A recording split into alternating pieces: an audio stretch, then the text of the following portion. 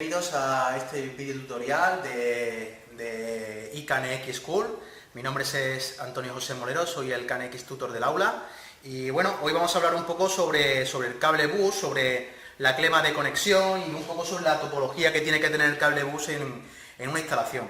El cable bus, si os fijáis, se compone de dos pares, rojo y negro. El que lleva alimentación a los componentes bus y lo que lleva la información, los datos, y un par amarillo-blanco, que es el par de reserva, ¿de acuerdo?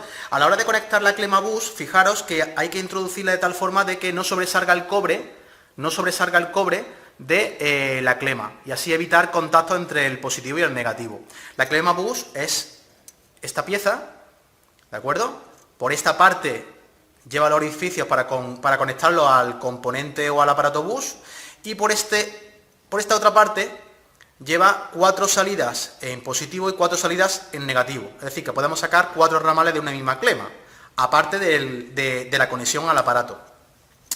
Una de las cosas que no se sabe muy bien es cómo, una vez que introduces el cable en la clema, cómo sacar el cable. Os lo voy a explicar. Simplemente para meter el cable en la clema hay que introducirlo en uno de los orificios, apretar y ya se queda sujeto, ¿vale?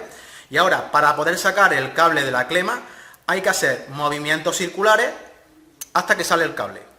No hay que tirar, ¿de acuerdo? Es que hay gente que piensa que hay que tirar y que una vez que conectas la clema, las clemas dan problemas. No es que den problemas, es que para poder sacar el cable de la clema hay que realizar este tipo de movimiento, ¿de acuerdo?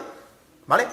Y, como digo, lo más importante a la hora de conectar la clema es que se quede tal y como estáis viendo aquí, lo más junta la clema a los cables, con un poquito de separación para esa pestañita que suelen tener algunos componentes, ¿de acuerdo? Para que esa pestañita quede entre los dos cables, y el cable de reserva se pone con una poquita cinta de aislante y se tiende para atrás. En esta cinta aislante se suele marcar la línea o el área a la que pertenece el cable bus. Vamos a hablar un poquito también de la topología que podemos tener en cable bus. En cable bus podemos tener una composición en línea, como vemos aquí, donde en esta composición tenemos hasta 64 aparatos, siempre y cuando la fuente de alimentación sea de 640 mA. Podemos tener una composición en estrella, donde todos los cables bus de cada uno de los componentes bus que hay en la instalación los unificamos en una caja de conexiones donde ponemos la clema correspondiente, ¿de acuerdo?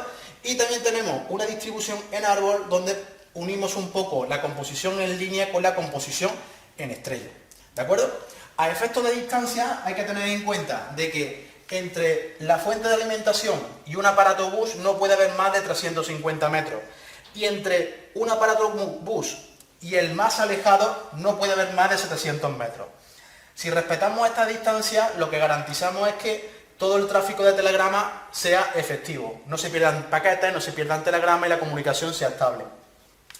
También decir que la longitud total que podemos tener en una misma línea, con todos los ramales, con todas las derivaciones, no puede ser mayor a 1000 metros. Si tenemos en cuenta estas medidas, siempre tendremos la comunicación estable en el sistema.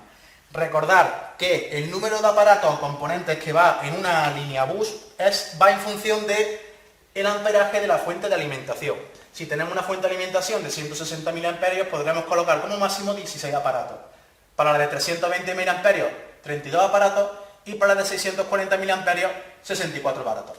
Bueno, pues esto es un resumen muy resumido, ¿no?, de la topología, del cable bus, de la clema de conexión, para aquellas personas que se están introduciendo un poco en el mundo CANX. Pues bueno, esto sirva un poco de introducción a la hora de hacer una instalación o un montaje en CANX.